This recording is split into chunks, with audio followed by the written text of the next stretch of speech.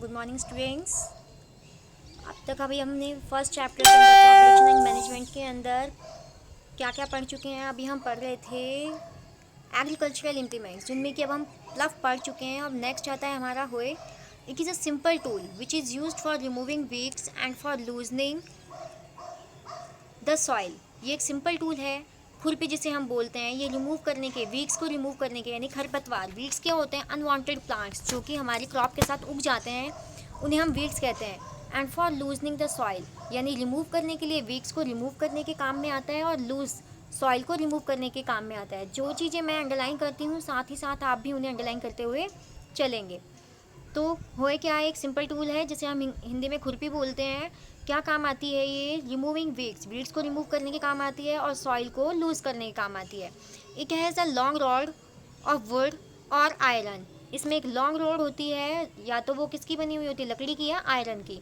A strong broad and band plate of iron is fix to one of its end. और एक strong broad यानी चौड़ी, एक band यानी कि मुड़ी हुई प्लेट इसके आयरन की बनी हुई एक एंड पर फिक्स होती है। And next works like a blade, it is pulled bye animal. और ये ब्लेड के जैसे काम करती है और पुल्ड बाय एनिमल, और एनिमल्स इनको खींचते हैं। नीचे देखो, इसको दिखाया गया है, ये वो वाला हुआ है जो कि हमारे ट्रैक्टर के साथ में काम में लिया जाता है। नेक्स्ट आता है cultivator. Nowadays ploughing is done by tractor. आज के दिनों में जो प्लफिंग है वो कौन कर रहा है, यानी कि खेत जोतने का काम कौन करता है? Tractor and driven cultivator. The use of cultivator saves labour and time. Cultivator को काम में लेने से हमारी मेहनत भी कम लगती है और टाइम भी बचता है। नेक्स्ट आता है sowing. Sowing is an important part of crop production. जो सोविंग है यानी बीज बोना, अब तक हमने 2 स्टेप्स पढ़ चुके हैं। कौन कौन से पढ़ चुके हैं? 2 नहीं, 1 स्टेप पढ़ा है हमने। कौन सा पढ़ा था हमने? Preparation of soil. उसके बाद आता है हमारा सॉइंग, और प्रिपरेशन ऑफ सॉइल में हमारे जो इम्प्लीमेंट्स काम आ रहे थे वो हमने पढ़े थे, प्लाव और होए।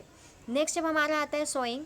Sowing is an important part of crop production. जो सोइंग है, बीज बोना है, ये क्रॉप प्रोडक्शन का भी इम्पॉर्टेंट पार्ट है। Before sowing good quality clean and healthy seeds of a good variety are selected. Before sowing यानी बीज बोने से पहले हमें क्या सेलेक्ट करना होता है? गुड क्वालिटी, अच्छी क्वालिटी का साफ और हेल्दी सीड, जो कि गुड वैरायटी का और सेलेक्ट करते हैं। Farmers prefer to use seeds which give high yield. Farmers उन सीड को डालना पसंद करते हैं जिनसे हाई ईल्ड हो। हाई ईल्ड यानी कि अच्छा उत्पादन हो। अब आता है सिलेक्शन ऑफ सीड, कि किस तरीके से हम सीड का सिलेक्शन करेंगे। अब हमें ये कैसे पता चलेगा कि कोई सीड अच्छा है या नहीं है? One day I saw my mother put some gram seeds in a vessel and pour some water on them. After a few minutes, some seeds started to float on top. I wondered why some seeds float on water. एक दिन मैंने देखा कि मेरी माँ ने क्या करा, ग्राम सीड यानी चने के दाने एक वेसल में डाले और उसमें पानी डाल दिया। कुछ टाइम बाद, after a few minutes, some seeds started to float. some seeds ने क्या करना शुरू किया? स्टार्ट करना, फ्लॉट यानी तैरना शुरू कर दिया टॉप पर। I wonder why some seeds float on water. I wonder, मुझे आश्चर्य हुआ कि ये क्यों ऊपर तैर रहे हैं। क्यों तैर रहे थे वो? Are there seeds which float on water. यहाँ पर कुछ सीड्स ऐसे थे क्या जो वाटर में तैर रहे थे? वुड दोज बी लाइटर और हैवियर। अब सोचने की बात है, आप भी ये बता सकते हैं कि अगर कोई चीज़ पानी के ऊपर तैर रही है तो वो कैसी होगी? लाइट होगी या हैवी होगी? लाइट वेट होगी, तभी तो वो पानी के ऊपर तैर रही है। अगर वो हैवी होती तो वो पानी के अंदर डूब जाती। Why would they be lighter. अब वो लाइट क्यों थे? Damage seeds become hollow and are thus lighter. कि जो डैमेज सीड होते हैं, डैमेज यानी कि जो खराब सीड्स होते हैं, वो कैसे होते हैं? होलो होते हैं, खाली होते हैं। एंड आर दस लाइटर, और कैसे होते हैं? वेट में लाइटर होते हैं। Therefore they float on water, इसी वजह से पानी के ऊपर तैरते हैं। तो अब आपको पता चला कि हम अच्छे बीज और जो बेकार सीड्स हैं, डैमेज सीड्स हैं, उनके में अंतर कैसे कर पाएंगे। कि जो बेकार होंगे यानी डैमेज सीड्स होंगे, अगर हम उन्हें पानी में डालेंगे तो वो पानी के ऊपर क्या करने लगेंगे? फ्लॉट करने लगेंगे, यानी कि तैरने लगेंगे। और जो गुड क्वालिटी के सीड्स होंगे यानी हेल्दी सीड्स होंगे, तो वो पानी में डालने पर क्या होंगे? नीचे सेटल डाउन हो जाएंगे। This is a good method for separating good healthy seeds from the damaged one. यही एक अच्छा तरीका है। Before sowing, one of the important tasks is to know about the tools used for sowing seeds. Before sowing यानी बीज बोने से पहले सबसे इम्पोर्टेंट टास्क जो है वो क्या है, नो अबाउट द टूल्स, हमें पता होना चाहिए टूल्स के बारे में जो कि हमें सोइंग सीड्स बीज बोने में काम आने वाले हैं। इसमें हमें फिगर 1.2 के अंदर दिखा रखा है ए और बी। फिगर में नीचे देखो जैसे दिखा रखे होंगे, नीचे क्या दिखा रखा है, ट्रेडिशनल मेथड। ट्रेडिशनल यानी कि बुल्स की हेल्प से हम बीज को डालते जाते थे और खेत को जोतते जाते थे। और जो ये तो ट्रेडिशनल हो गया। और जो मॉडर्न मेथड है वो हमारा क्या है, ट्रैक्टर की हेल्प से। तो फर्स्ट हम पढ़ते हैं traditional tools. The tools used traditionally for sowing seed is shaped like a funnel. जो टूल्स यूज़ की जाती थी ट्रेडिशनली यानी कि पहले पारंपरिक तौर पर बीज बोने के लिए, वो कैसे शेप में होती थी, फनल शेप में होते थे। The seeds are filled into the funnel, seeds को फनल के अंदर भर दिया जाता था। पास डाउन थ्रू 2 और 3 पाइप्स, और उन्हें 2 या 3 पाइप में से क्या किया जाता था, पास डाउन किया जाता। These ends pierce into the soil, और जो इनके एंड होते थे, इन पाइपों के जो एंड होते थे वो कहाँ जा रहे होते थे, सॉइल के अंदर।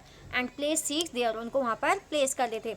नीचे इसमें देखिए डायग्राम में आपको दिख रहा होगा कि यहाँ से इसमें क्या डाला गया है, यहाँ फनल से इसमें सीड डाले गए हैं और इस पाइप के थ्रू होते हुए ये कहाँ जा रहे हैं, इससे सॉइल के अंदर जा रहे हैं और सॉइल के अंदर इस सीड को क्या कर रहे हैं, डाल रहे हैं। तो इस तरीके से पहले ट्रेडिशनल मेथड में क्या होती थी, सोइंग बीज बोने की प्रोसेस होती थी। नेक्स्ट अब हमारा जो मॉडर्न मेथड था, सफिशिएंट सनलाइट नेक्स्ट है सीड ड्रिल। सीड ड्रिल यानी कि जो हमारे मॉडर्न मेथड में आजकल काम में आ रही है, कुछ इस तरीके की होती है जिसमें कि ऊपर से सीड डाला जाता है और सीड ड्रिल की हेल्प से नीचे इसमें सॉइल के अंदर सीड्स को पुट कर दिया जाता है। Nowadays the seed drill is used for sowing with the help of tractor. Tractor की हेल्प से हम सीड ड्रिल की यूज़ कर सकते हैं और उसके थ्रू बीज को बो सकते हैं। These sows the seeds uniformly at equal distance, और ये क्या करती है, इक्वल डिस्टेंस पर सीड्स को डालती है। एंड डेप्थ, इक्वल डेप्थ पर भी डालती है। It ensures that seeds get covered by the soil after sowing, और इसके थ्रू ये भी इंश्योर हो जाता है कि जब सीड सॉइल के अंदर गया है तो उसके ऊपर से वापस से सॉइल उस पर कवर हो गई है। This protect seeds from being eaten by birds, और ये बचाता है सीड्स को बर्ड्स के थ्रू खाने से। सोइंग बाय क्यों बचाता है, क्योंकि अगर वो उसके ऊपर सॉइल की एक लेयर आ जाएगी तो उसे कौन नहीं खा पाएंगे, बर्ड्स नहीं खा पाएंगे। अगर उसके ऊपर लेयर नहीं होगी तो उसे बर्ड्स ईट कर लेंगे। Sowing by using a seed drill saves time and labour, और sowing by using seed drill, अगर सीड ड्रिल को हम काम ले रहे हैं तो इससे क्या भी बच रहा है, टाइम भी बच रहा है एंड लेबर, मेहनत भी हमारी कम हो रही है। There is a nursery near my school, I found that little plants were kept in small bags. Why are they kept like this. हमारे स्कूल के पास एक नर्सरी है और वहाँ पर छोटे छोटे प्लांट्स को कुछ बैग्स में रखा जाता है। क्यों उन्हें उन बैग्स के अंदर रखा जाता है? Seeds of a few plants such as paddy are first grown in a nursery. कुछ सीड्स ऐसे होते हैं कुछ प्लांट्स के जिन्हें हम, जैसे कि पैडी, उन्हें हम फर्स्टली कहाँ ग्रो करते हैं, नर्सरी में। When they grow into seedlings, और जब इनके छोटे छोटे सीडलिंग्स बन चुके होते हैं, दे आर ट्रांसप्लांटेड यानी पौध बन चुकी होती हैं, they are transplanted to the field manually, और उनके बाद इन सीडलिंग्स को मैनुअली यानी बाय हाथों के थ्रू खेतों में डाल दिया जाता है। Some forest plants and flowering plants are also grown in the nursery. कुछ फॉरेस्ट के प्लांट्स होते हैं और फ्लावरिंग प्लांट्स होते हैं जिन्हें भी हम नर्सरी में ग्रो करते हैं। Appropriate distance between the seeds is necessary to avoid overcrowding of plants. Plants के बीच में एप्रोप्रिएट डिस्टेंस यानी प्रॉपर दूरी होना भी जरूरी होता है। This allow plants to get sufficient sunlight, ये अलाउ करता है कि सारे प्लांट्स को क्या मिले, सफिशिएंट सनलाइट मिलेगी, न्यूट्रिएंट्स एंड वाटर भी मिलेंगे फ्रॉम द सॉइल से।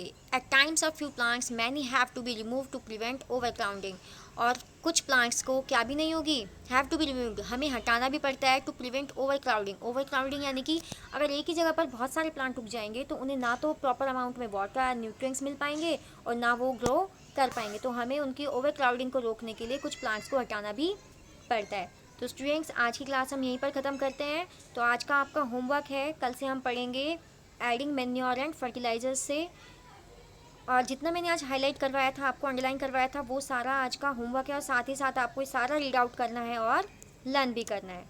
ओके।